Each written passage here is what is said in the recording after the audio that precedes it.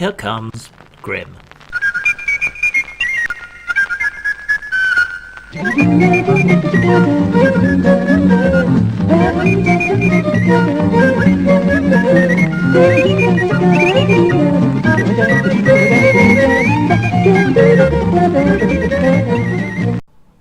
The video about UKIP threw up something that I've wanted to talk about for a while as well, and that is common sense. Lots of people understand common sense to mean a kind of folksy wisdom, or the wisdom of crowds, or the power of intuition, something like that. The trouble with common sense is that it's usually and often wrong. Our instincts, our intuitions about things are usually wrong, and this becomes a problem when it comes to politics, but it's by no means limited to the political arena. Biology moves a lot more slowly than culture, and culture moves a lot more slowly than technology. So here we are with the instincts of a plains ape from a small kinship, mostly family group, on the savannas of Africa, dealing with massive societies of millions of people and information technologies. So it's not really surprising that our intuitions, our common sense, our instincts should be completely at odds with the environment in which we find ourselves. Yeah, it's not that surprising at all. We've used tools like culture to allow us to relate to the larger amount of people around, but our instincts, our responses, everything that we're hardwired to do, the way that we're hardwired to deal with the world, is wrong, at least in the context in which we now find ourselves. So it's not that surprising that common sense isn't sensible, isn't common.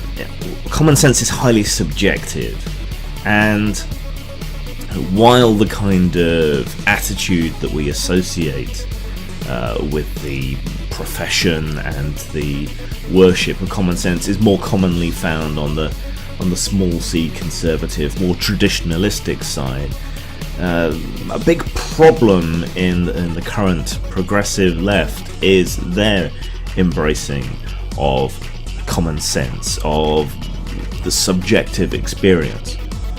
I'm offended by this, therefore the intention must have been to offend me by it. There must be something necessarily fundamentally wrong with it because I'm offended. Whereas your offence is usually your own responsibility, and a lot of the time people aren't setting out to offend you, but they treat it like it's an objective truth and a reality, that because something is objectionable to them, it must be a societal issue.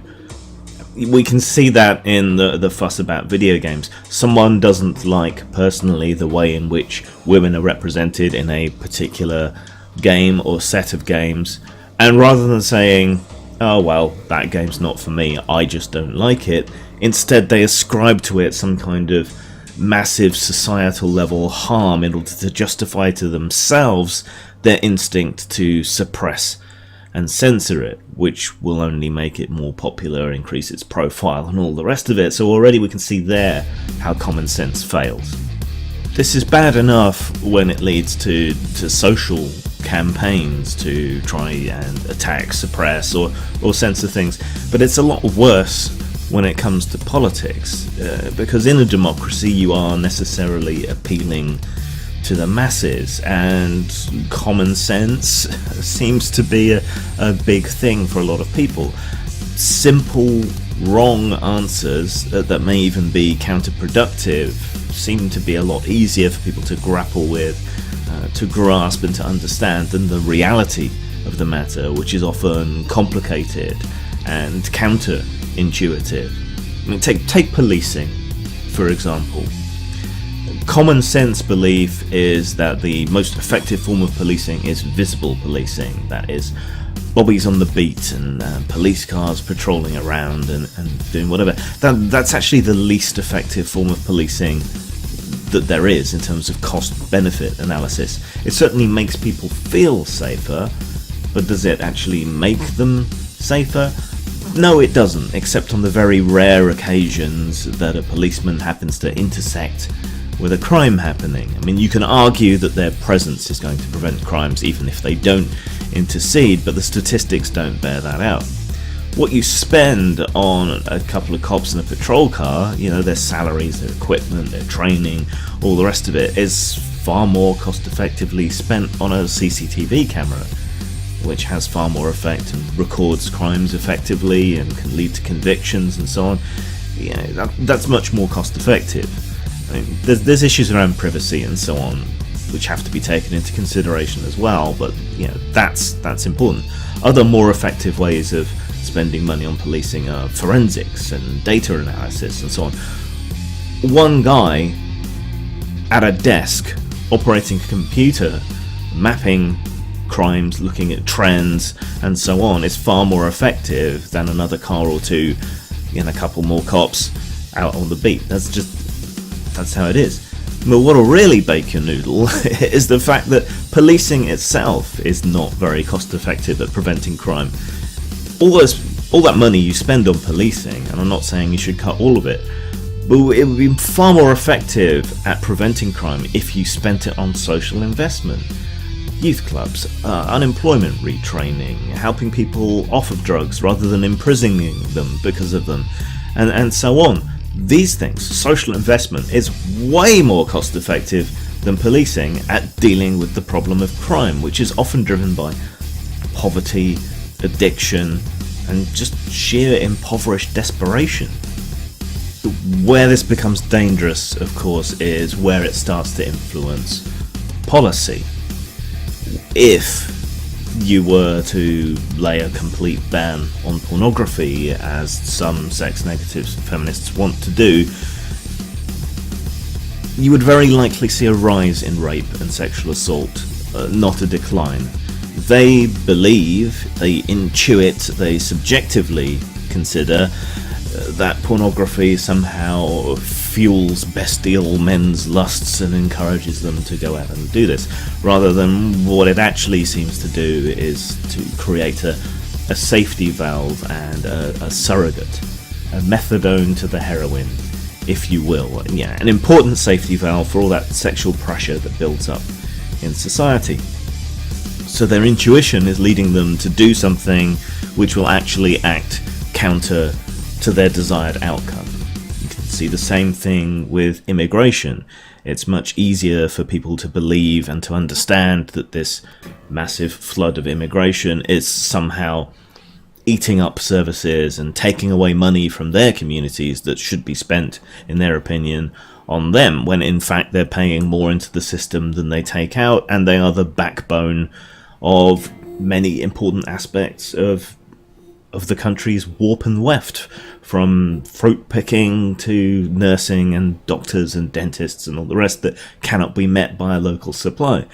So if you do what they intuit, what they subjectively believe is the best thing, and you chuck out the immigrants, you're not going to improve any of these things, you're going to make them a lot worse. This is where it becomes dangerous. These things aren't easy to understand. I mean, it's not quantum physics, which is completely counterintuitive. And if you follow the evidence, you can reason one point to another in these kind of things. But it's not easy compared to immigrants, or porn, or whatever else someone might seek to blame. That intuitive gut feeling is very strong and very powerful, in part because our intuitions have been useful in our evolutionary past, just not anymore so much. And it's hard to counter those intuitions with reason, because the truth of the matter is complex and difficult and hard to explain. But if you don't make the effort, then you don't stand any chance of changing anyone's mind. And people trying to shift attitudes on these issues, it's very tempting to go simplistic as well, to call people names, gammon, or whatever, rather than to explain what's going on. And even when you lay out every fact, every step, people will often cling to their intuitions, much as they continue to cling to religion. But it's got to be better to at least try than just to write people off. And that's what I try to do and often fail, but at least I'm trying.